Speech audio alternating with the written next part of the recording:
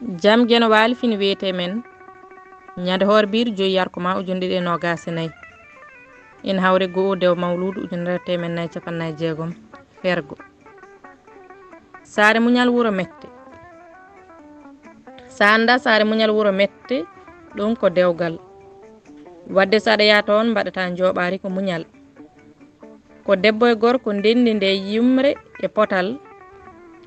ko debbo noon jeeyi jaɓde yaɓɓede no paɗal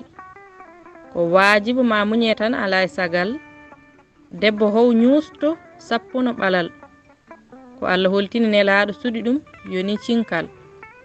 ko heƴaɓe gorko e heƴaɓe debbo jiide kaldigal ɓe mbi eɗen jooɗi jonde Allah e nelaɗo e ngal dinguiral ɓe piiɓi ɗon fiɓde tiinde ɓe mbaɗani hen ladial ko ɗon haalda hawra wiya dewgal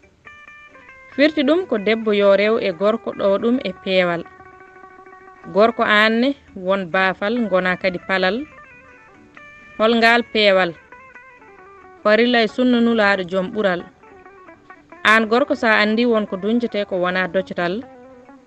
tekku tekkere ma dondoɗa debbo ko dongal fijanmo jalanmo ballitoroɗa muñal tawde mbiɗen saare muñal wuro mette ko dewgal wadde saɗa yaa toon mbaɗata jooɓari ko muñal an debbo sa sikki gorko ko guiƴe ngal ɗo dewgal a funti hoorema sa wawi duttoɗa caggal nana ko kalanteɗa ko keƴa e margal seliyaduji kewɗi wawan jungo e koyngal soroto e suuduma surat ñamri ma famɗin ɗemgal ko turiɗo faydete e demowo kono wona pocciɗo no unugal lototo lonno fittu nokkuma toppito laaɓal janguɓe kaali mbi senare ko yomma cellal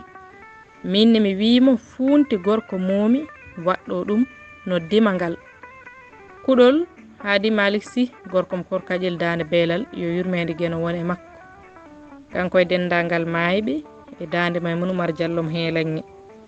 duɗal Pulaar murtuɗo Joob yo jaam ñallu ñallene nder hen